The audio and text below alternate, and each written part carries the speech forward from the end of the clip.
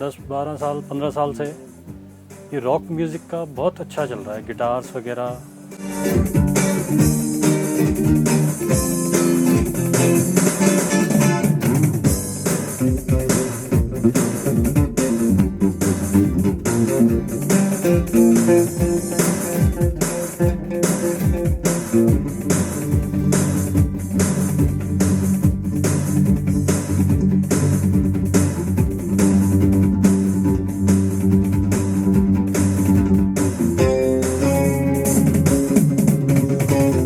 वहाँ पे रात को नाइट ड्यूटीज़ में म्यूज़िक आता रहता था किसी पास में घर से, गिटार्स एंड ड्रम्स की और गाने की आवाज़ रात भर चलती रहती थी।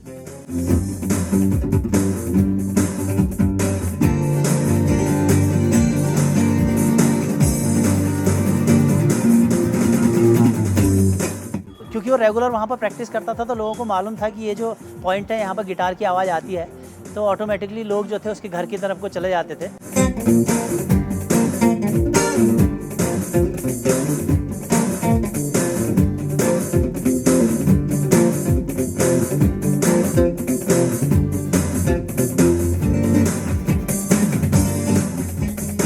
गिटार के अंदर इतना मतलब ज़्यादा चले गए कि मतलब उनको गिटार के अलावा और कुछ दिखाई भी नहीं देता है।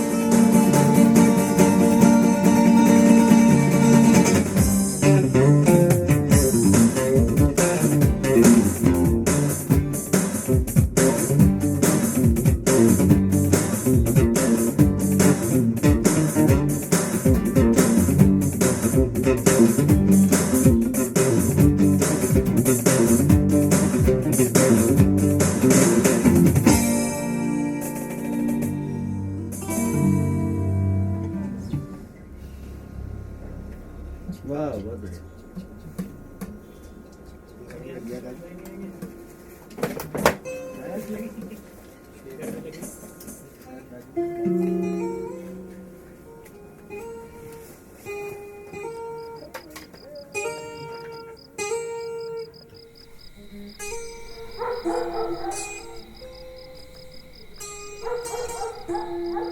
मुझे म्यूज़िक का बहुत पहले शौक था, like to rock and Deep Purple और ऐसे रॉक बैंड सुनने का। एंड आई थिंक कि एक बार मैं then I will go to Delhi, तो मैं दिल्ली गया। तो दिल्ली में जब मैं गया तो मैंने मेरा कज़न था, वो मुझे एक रॉक कॉन्सर्ट में ले गया। Then I will see first time मैंने देखा कि रॉक कॉन्सर्ट कैसे होता है। स्टेज पे लोग गिटार खड़े हैं एंड देन ऑल प्ले कर रहे हैं, लोग खूब हल्ला कर रहे हैं। हाँ, मैंने कहा यार ये तो लाइव है, ये तो बहुत बढ़िया है, चल कि सीखना चाहिए गिटार। तो मेरे को उस दिन से मेरे को लगा कि मुझे भी सीखना है गिटार। तो मेरी मम्मी बोले, मम्मी लोग मेरे ब्रदर्स बोले आप बिज़नेस करो, आज शॉप है, आपने शॉप में बैठना है। मैंने कहा मैं शॉप में नहीं बैठ सकता क्योंकि मेरे को अच्छा नहीं लगता, मुझे शॉप नहीं चला सकता मैं।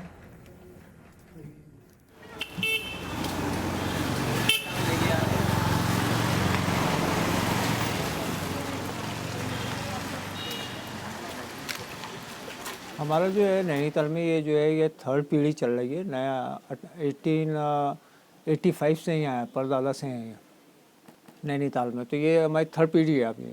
तो फैमिली बिजनेस जो था वो हमारा एक्चुअली होता है वो वॉचेस का था पहले जो था। एंड देन उसके बाद मैं वापस नैनीताल आया। नैनीताल आया कि आपके मेरे पास कुछ, मैंने कहा यार गिटार कैसे खरीदूंगा, क्योंकि उस टाइम गिटार खरीदना बहुत ही कॉम्प्लिकेटेड, मतलब बहुत महंगा एंड मिलता ही नहीं था गिटार। इंडियंस गिटार आते थे तो वो भी तब भी हमारे पास मनी हम अफोर्ड नहीं कर पा रहे थे इसको।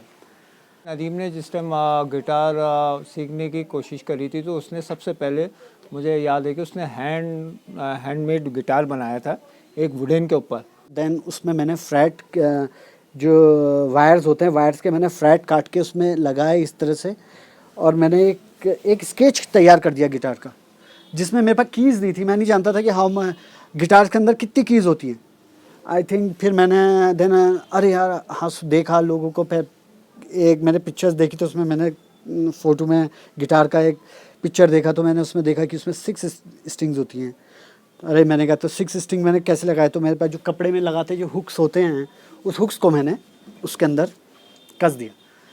अंदर मेरा गिटार तैयार हो गया, मगर अब बन तो गया, मगर अब बजेगा कैसे, क्योंकि यहाँ पे हाईलैंडर एक बैंड, हमारे नैनीताल में हाईलैंडर बैंड था, मगर वो लोग तो थोड़ा सा हमारे स्टिक्स थे, वो वहाँ तक पहुँचना, उनको देखना बड़ा मुश्किल हो जाता था। उनकी प्रैक्टिस को और उनकी कई चीज़ को प्रैक्टिस को देखना बड़ा मुश्किल हो जाता था।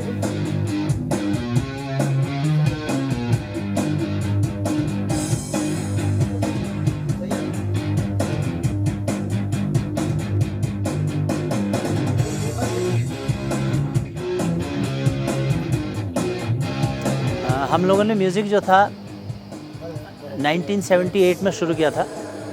तो उस वक्त जो था हमको शुरू में जो था मैरिजेस के प्रोग्राम मिलते थे, बर्थडे के प्रोग्राम मिलते थे, तो हम लोग उसमें most of the Hindi songs बजाते थे। फिर हिंदी सॉन्ग्स जब हम लोगों ने बजाने शुरू किए तो लोगों ने हमसे कहा कि तुम लोग कुछ इंग्लिश के गाने भी बजाओ, यानी कि towards something related from the rock. तो फिर हम लोगों ने रॉक शुरू किया। रॉक में हम लोगों ने उस वक्त जो ग्रुप्स थे जैसे police, lead ज़ेपलिन, यूराया heap,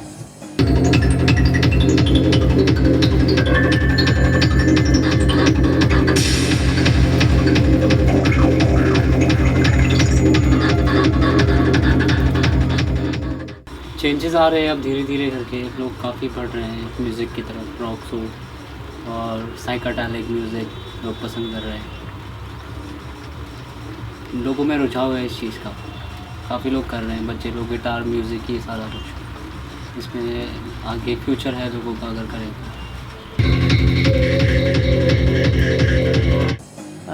deep Purple, AC/DC, White Snakes, Iron Maiden, Paco de Lucia, एक ग्रुप हुआ करता था रेनबो को भी हमने काफ़ी बजाया। क्योंकि हमारे टाइम में लोग गिटार सीखने के लिए आते ही नहीं थे, क्योंकि वो एक इस तरीके की ईगो थी कि जो गिटारिस्ट हैं ये लोग अच्छे नहीं हैं, इनका व्यवहार अच्छा नहीं होता है, और ये लोग जो है मैक्सिमम जो है अपना ड्रिंक्स करके बजाते हैं या डोप लेते हैं, इस तरीके का एक इम्प्रेशन था।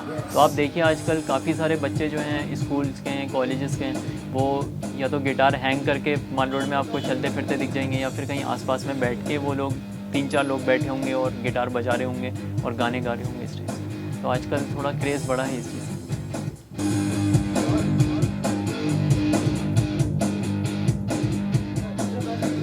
तो मेरा मैंने कहा कॉर्ड्स कैसे सीखनी है, कहाँ जाऊँ कॉर्ड्स सीखने हैं, कौन है नैनीताल में, हाईलैंडर बैंड्स के पास हम जा नहीं सकते थे। फिर सीधे हम नीचे गए। मेरे यहाँ पे आशु भाई हैं, वो बहुत अच्छे ट्रैकर हैं, इज़ अ नाइस पर्सन।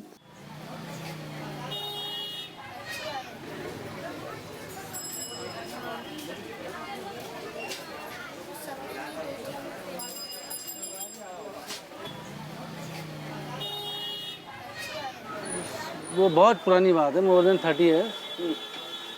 मैं कॉलेज करके आया हुआ था और गिटार का सीख रहा था, मतलब हाफ वे पे था। वो गिटार सीखना चाहता था, तो उसको पता लगा कि मैं बजाता हूँ, तो ही कम्स टू मी। बस उसने पूछा, मैंने हाँ कह दिया। That's the start. फिर मैं MTV आया फर्स्ट टाइम, जब MTV को देखा मैंने, MTV में रॉक शो देखे। फिर मैं VCP में मैं वीडियो CD लगा कर मैं देखता था, और मैं उस जगह क्लिप कर देता था जहाँ पे वो एक्शन गिटार्स के कौन सी कॉर्ड के एक्शंस होते थे, तो मैं उसको डिज़ाइन कर लेता था कि हाँ देखिए कॉर्ड्स हैं, मगर मुझे नाम कुछ नहीं पता था उन कॉर्ड्स का कि क्या नाम है, बट मैं स्केच करके उसको बना लेता था। फिर स्केच करने के बाद मैं उसको प्ले करता था। उसको बहुत ज़बरदस्त लगन थी कि मैं जो है बहुत अच्छा गिटारिस्ट बनूं। दिन में करीबन 6 घंटे वो मिनिमम प्रैक्टिस किया करता था। वो मुझे इसलिए पता है क्योंकि जब वो अपने घर में बजाता था, इट वाज सो लाउड कि वो रोड में सुनाई देता था। When I used to be doing night duties in P.G. Pandit Female Hospital, so the whole night we used to be hearing music with drums and guitar and sometimes live singing Hindi songs, English numbers at night, most of the nights.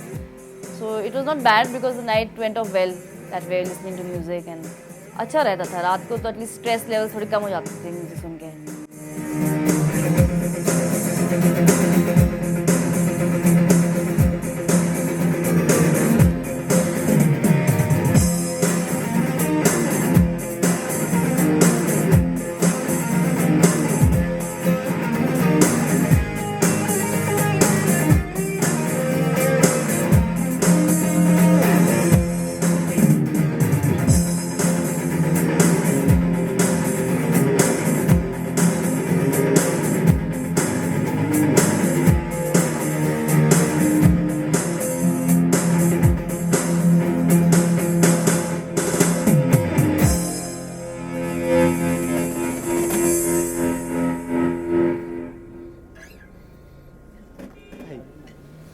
फिर मैं Nainital mountaineering club में रहा। मैंने rock climbing में, तो Nainital mountaineering club में मुझे instructor बना मैं वहाँ पे। उसी बीच में इंस्ट्रक्टर्स बना, तो मुझे गिटार और रॉक क्लाइंबिंग का बड़ा शौक रहा। हाँ, वेरी डेडिकेटेड, और मतलब वो हमारे अच्छे क्लाइंबर्स में से। एंड देन मैं डिफरेंट क्लाइंबिंग करता था, डिफरेंट फेजेस क्लाइंबिंग करना, और मेरा गिटार हमेशा मेरे साथ रहता। जब भी मैं गिटार क्लाइंबिंग करता था तो मेरा गिटार या तो बेस पे रखा रहता था, या जब मैं टॉप पे चढ़ता था तब मैं गिटार लेके चढ़ता था गिटार को, और अपने टॉप पे जाके बैठ के बजाता था कस के। और एल्सो फाइन, तब मैं सीख ही रहा था, तो हल्के हल्के ऐसे करते करते देन मेरा गिटार भी इम्प्रूव हुआ और मेरी रॉक क्लाइंबिंग भी इम्प्रूव होती रही।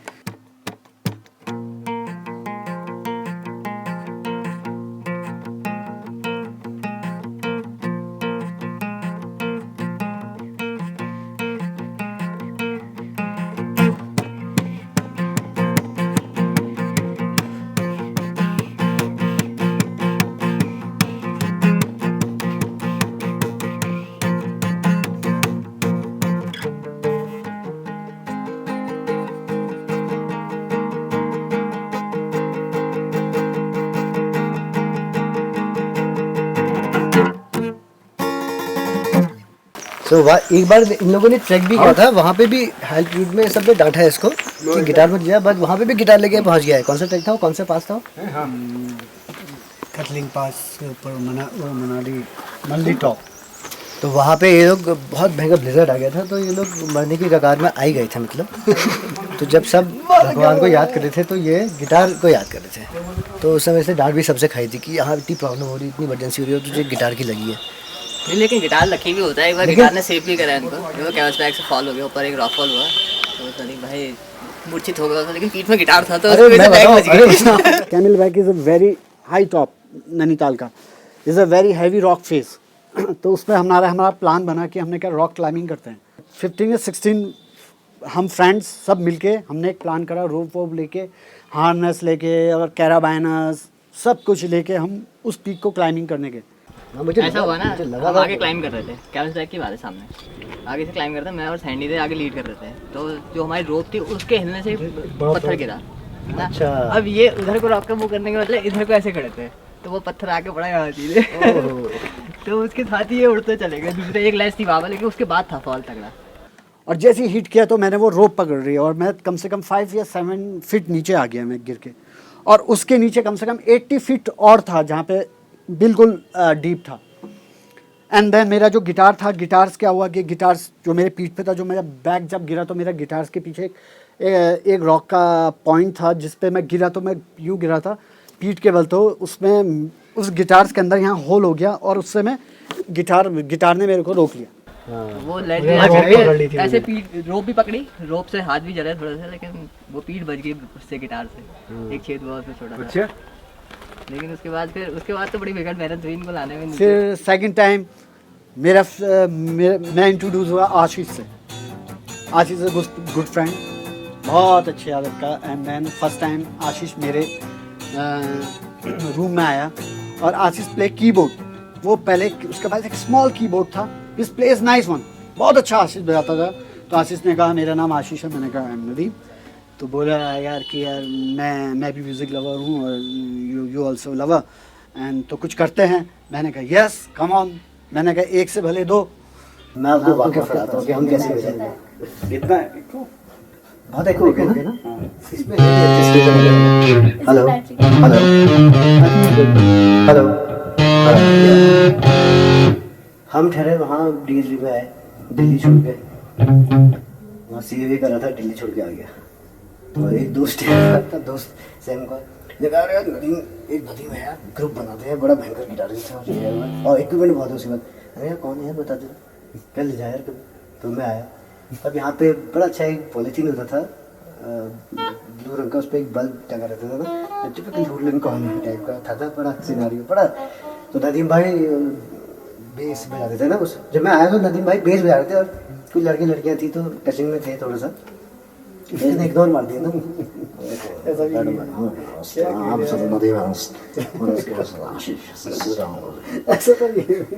तो ऐसी था बेटा। तो उसके बाद ऐसा हुआ, फिर हमारी फिर वो चले गए, फिर ट्यूशन खत्म हुआ तो और क्या करते हैं वहाँ और सिंगिंग वोकल्स। तो उसने कहा, मैंने कहा चलो, मैंने कहा मैं गाऊंगा आप बजाओ, है ना। तो उसके बाद ऐसा हुआ साहब कि 11 बजे हमने, इसने अपना ऐप ऑन किया और यहाँ पे माइक टंगा रहता था ऐसे ऐसे ना, जैसे वो मेक्सिको में दिखाते वो ड्रगीज टाइप का जो होता है, वो कौन सा आता है वो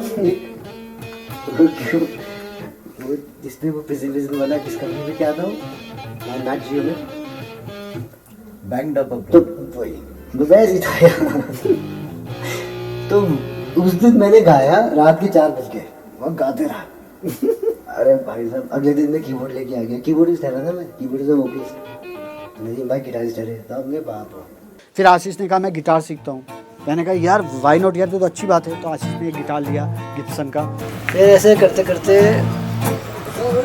अच्छा हो गया हमारा, क्लिक्ड वेरी वेल टुगेदर।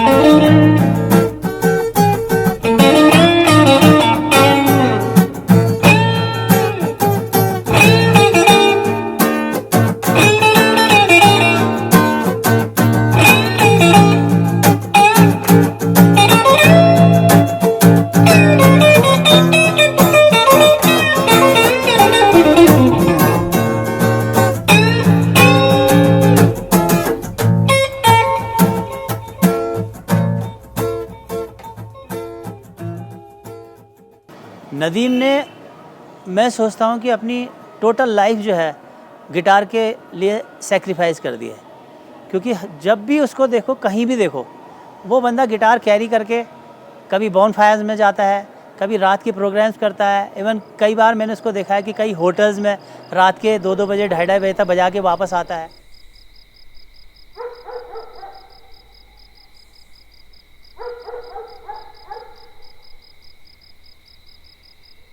और उसके बाद फिर मैंने सोचा कि यार हम एक दिन बैठे थे, हमने कहा हम क्यों नहीं, हम सीख चुके हैं, हम जो नैनीताल में हैं बहुत से बच्चे हैं जो सीखना चाहते हैं, तो हमने कहा हम क्लासेस खोलते हैं। और हमने कहा चलो क्लासेस खोलते हैं। तो हमने फर्स्ट टाइम हमने क्लासेस खोली, तो हमारे फर्स्ट टाइम हमने कहा लोगों से कि हम क्लासेस खोल रहे हैं। तो कुछ 5 डे 7 डे कोई स्टूडेंट्स नहीं आए, हम बैठे रहे 1 महीने तक कोई स्टूडेंट नहीं आया हमारे पास। ये है कि पढ़ाई वगैरह में तो ध्यान था नहीं बचपन से, तो इतना आगे पढ़ाई की नहीं है। और बाकी जो है अभी फैमिली बिज़नेस संभाल रहा हूँ मैं, अपना शॉप है यहीं पर ही नैनीताल में, तो उसको संभाल रहा हूँ बस। फिर उसके बाद हमारे पास करीब 2 स्टूडेंट्स आए, तो हमने कहा हम गिटार सीखना चाहते हैं, तो मैंने कहा ठीक है वेलकम। बस थोड़ा सा गिटार का शौक़ लगा, मूवी में देखा, गानों में देखा, गिटार प्लेइंग का थोड़ा सा बचपन से शौक़ क्रेज़ था। तो उसके बाद फिर मालूम चला कि नदीम भाई जो हैं बहुत अच्छा गिटार सिखाते हैं यहाँ पे। तो हमने उनको वो अपना गिटार्स लेके आए, तो हमने उनको गिटार्स के बारे में बताया। हमने कहा गिटार्स ऐसे होता है, ये फर्स्ट स्ट्रिंग्स होती है, सेकंड स्ट्रिंग्स का नाम ये होता है, गिटार्स को कैसे होल्ड करना चाहिए, ये स्केल्स होते हैं, CDFG क्या होता है, मेजर माइनर का होता है क्या होता है। तो ऐसे थोड़ा थोड़ा डिफरेंट बताते थे हम कि इस तरह से आपने बजाना है। तो इस तरह से हमने हल्के हल्के क्लासेस ऑन करी, और क्लासेस ऑन करते रहे तो उसमें हमारे पास स्टूडेंट्स आते रहे। गिटार हाँ थोड़ा बहुत आता है मेरे को, ज़्यादा नहीं। बहुत स्टूडेंट्स आए, बहुत गर्ल्स बॉयज़ आए मेरे वहाँ, जिन्होंने बहुत उन्होंने सीखा मुझे, इतने उन्होंने सीखा कि मैं खुद ही याद नहीं है मेरे को कि मैंने कितने को सिखा दिया। कि फिर उसके बाद लगा नैनीताल में एक स्कोप बना, जब ये रॉक का सीन आया वापस इंडिया में, तो रॉक्स के बारे में जब लोगों को पता चला कि रॉक भी होता है, तो फिर उसके बाद गिटार का सीन थोड़ा डिफरेंट हो गया। तो अब नैनीताल के अंदर, हमारे नैनीताल में बहुत अच्छे अच्छे बच्चे हैं जो बजाते हैं, बहुत अच्छे गर्ल्स एंड बॉयज़ हैं जो बहुत अच्छा प्ले करते हैं। और अब हमारे नैनीताल में छोटे छोटे बच्चों ने अपने अपने बैंड्स बनाए हैं। जितने भी स्टूडेंट्स वगैरह या काफ़ी लोग यहाँ आते हैं, सीखते हैं, और खुशी होती है कि लोग नदीम जब निकलते हैं तो Nadeem sir Nadeem sir Nadeem sir कहते हैं। हाँ देखिए, नैनीताल जो एक काफ़ी छोटा सा शहर है, बहुत एक स्मॉल टाउन। एक म्यूज़िक शॉप है ये माल रोड में, मिस्टर विर्दी करके जो हैं, तो एक ही शॉप है नैनीताल में। पहले तो शायद बहुत कमी से चलती थी, लेकिन अब लोगों में इंटरेस्ट बढ़ा है म्यूज़िक के, तो म्यूज़िक का जैसे जैसे इंटरेस्ट बढ़ा है वैसे वैसे उनकी शॉप में भी वो उतने सारे सामान उन्होंने जमा किए हैं, गिटार वगैरह रखे हैं, स्ट्रिंग्स मिल जाती हैं आसानी से। नदीम जी जैसे अब सिखा रहे हैं, तो उससे क्या हो रहा है कि क्लासेस ले रहे हैं, तो उससे सेल वगैरह इंक्रीज़ हो रही है गिटार्स की, क्योंकि लोग मोटिवेट हो रहे हैं, जितने भी हैं लड़के देख के मोटिवेट हो रहे हैं, तो गिटार ख़रीद रहे हैं, और गिटार ख़रीद रहे हैं तो नेचुरली इंक्रीज़ हो रहा है बिज़नेस। तो नदीम ने जो है यहाँ पर टोटल गिटार को जो है बहुत ज़्यादा, कहना चाहिए कि टाउन को बहुत फेवर किया, कि उसने सारे शहरवासियों को जो था गिटार के बारे में बता दिया या समझा दिया इजी वे पे।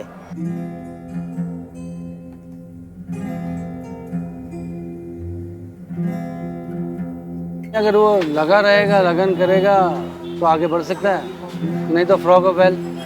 क्योंकि यहाँ से आगे निकलने के लिए तो कुछ नया करना पड़ेगा उसको। हम लोग की लाइफ तो हो गई है ना, और उसका तो स्टार्ट है।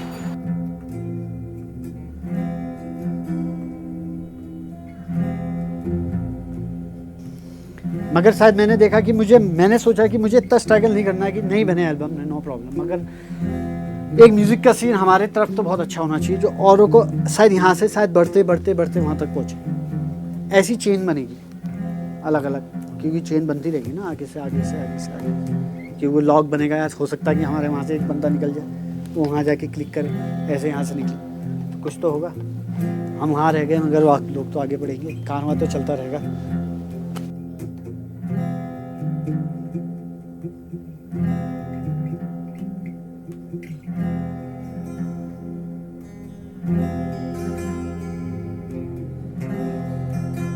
तो आपने पहला गाना जो गाया था उसी को हम दोहराते हैं, आज की रात आप सबके नाम। खड़े बजाइए, खड़े होके, खड़े होके बजाइए। इसमें बीट डाल दो यार, इसमें है बीट, जैसे रॉक है, इसमें है नहीं, इसमें दिखती है बीट डाल दो। नहीं नहीं, आगे हिल जाएगा, नहीं हिलेगा, खड़े हो जाइए।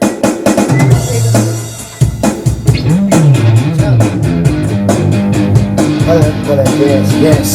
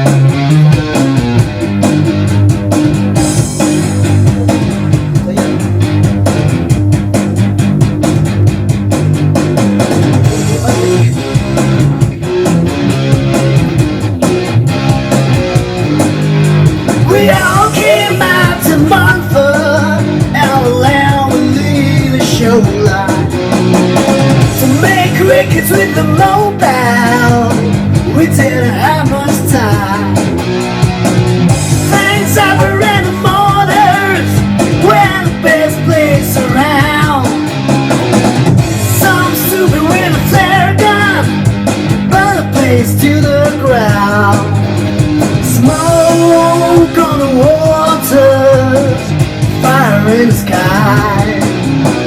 Smoke on the water.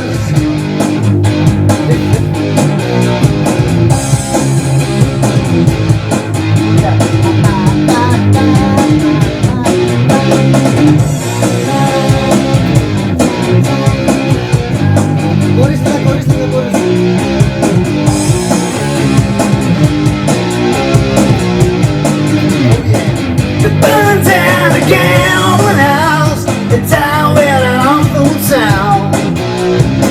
A fucking crowd was running in and out, the kids on the ground.